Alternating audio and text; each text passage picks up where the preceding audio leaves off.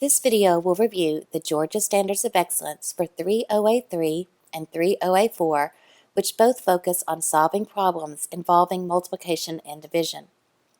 3OA3 focuses on using multiplication and division within 100 to solve word problems in situations involving equal groups, arrays, and measurement quantities, by using drawings and equations with a symbol for the unknown to represent the problem.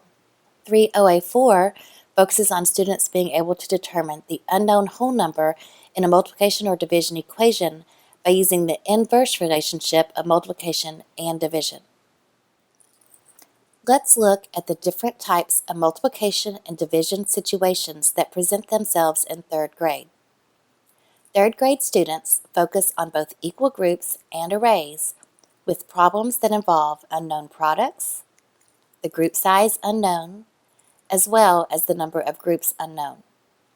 These problem types can also involve measurement situations where there is an unknown number. With arrays, students may be presented with language that involves equal groups, as well as row and column language when finding the unknown number. In the classroom, it is important to implement and expose third grade students to all of the different problem types that involve equal groups and arrays, so that they are familiar with different contexts. Fourth and fifth grade students will then be introduced to comparison situations with both whole numbers and fractions. The next few slides will explore examples of how word problems can be presented in different ways. The first problem states there are 24 students in a third grade classroom. The teacher wants to divide the students into 4 equal groups. How many students will be in each group? The problem can be solved by dividing 24 into 4 equal groups, or by using multiplication to find the unknown quantity. The problem on this page can be solved in a similar way, but has been slightly reworded to state that the teacher wants to divide students into groups of 4. How many groups will there be? The number of groups is unknown. In this example, the students create equal groups with rows and columns. There are 24 desks. Both Part A and Part B can be solved by dividing 24 by 3. Part A states that if the teacher wanted 3 equal rows, how many desks would be in each row? While Part B states that if the teacher wanted 3 desks in each row, how many rows would there be? The difference between the questions how many rows and how many in each row is a subtle difference in the language, yet an important difference in the context. To learn more about the commutative property, please visit GeorgiaStandards.Org and check out the video on 3OA5. The book The Doorbell Rang provides a great introductory hook to equal groups and fair shares. In the story, Grandma makes 12 cookies that are initially divided into 2 equal groups. But as the doorbell rings, additional groups need to be created. Additional tasks can be created from the story by simply modifying the number of cookies and the context. For example, Sam's mom baked 15 cookies. Sam, Charlie, and Henry shared the cookies. If the 3 boys shared the cookies equally, how many cookies did each boy receive? 2 girls want to share a batch of cookies. They baked 18 cookies. If the girls share them equally, how many cookies will each girl get? And lastly, some friends are having a cookie party. They make 24 cookies and each person at the party eats 3 cookies. How many people are at the party? These examples provide opportunities to incorporate different problem types such as the group size unknown, as well as how many groups unknown.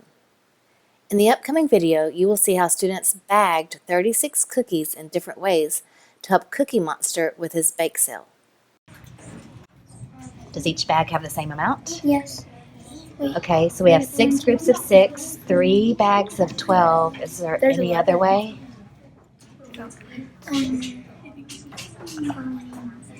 times 3? We'll try it. See if it works. 9 times 3 work? No, 9 times 4. Yeah. 4 equal groups of 9 or 9 equal groups of 4. In this next task, students use counters in equal groups to determine if 50 basketball players could be divided evenly into 6 courts. possible to divide 50 players between the 6 basketball courts? No, because there's 9 and 9. There's 8 and 8 and 8 and 8 on these floors. How many more players would we need to have an equal group in each one? 4. So how many would that be in all? If you have 50 now and add 4 more, 54. 54. So 54 divided by 6 equal groups is how many in each group? 9. In the Arranging Chairs task, students use rows and columns to discover how 24 chairs can be arranged in different arrays. How did you arrange the 24 desks? I did it by doing 3 rows of 8. So 3 times 8. How many? Is there another way that you can make 24? Break them apart and try a different way. Okay. How did you arrange the 24 chairs? I did 4 rows and 6 rows in. Or 6 in each row? Yeah. But I did 6 rows with 4 in each row. So you both have the same factors but arranged them differently. In this next task, students used a variety of tools and strategies to solve for the unknown. First, the students watched a short video. After watching, students were asked, "What do you notice and what do you wonder?" They then came up with their main question, which was, how many bricks will it take to balance the seesaw? In order to solve the problem, students asked for additional information such as, how much does 1 brick weigh and how much does the girl weigh? Students then used a variety of tools and strategies to solve the problem. While some use weights and scales, others use counters and diagrams. How many bricks will it take to balance the seesaw? 12. And how do you know? Because each block is 5 pounds, so I drew blocks with 5 tally marks on each, and the 5 tally marks stands as 1 brick, and so there's 1, 2, 3, 4, 5, 6, 7, 8, 9, 10, 11, 12 bricks, and that's how I got my answer. Okay, so we need, 12 bricks to make them equal. And how do you know? I counted by 5s, and then I counted how many 5s I did, and when I got to 60, that apparently was the number 12. What I did is I wrote it down, 60 divided by 5, and then I made an array. And I also put this as a reminder, the girl weighs 60 pounds and the brick weighs 5 pounds.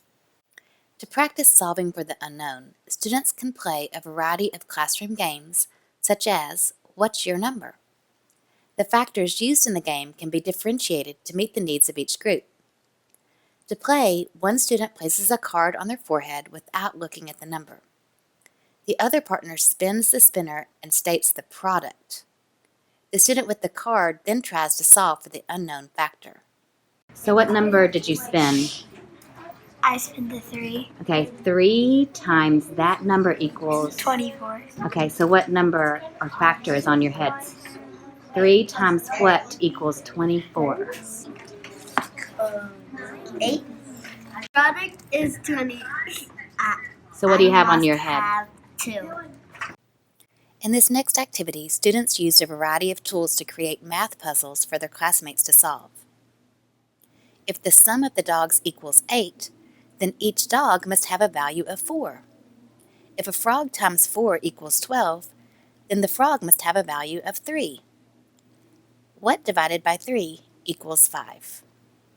Figured out that the cat has a value of 9, but 9 plus what equals 11? That's 2. So 50 times 2 equals 100. For additional practice with word problems and bar models, students can use thinking blocks to solve for the unknown. In this example, the problem states, Naomi knows how to make a kite with 11 drinking straws. How many kites can Naomi build with a package of 88 drinking straws? Students can build the model, by first labeling each part. They then add in the numbers. Students could solve 11 times what equals 88, or 88 divided by 11 equals the unknown. Another great resource is Greg Tang's word problem generator. First, select the operation of multiply and divide, and then select equal groups or arrays.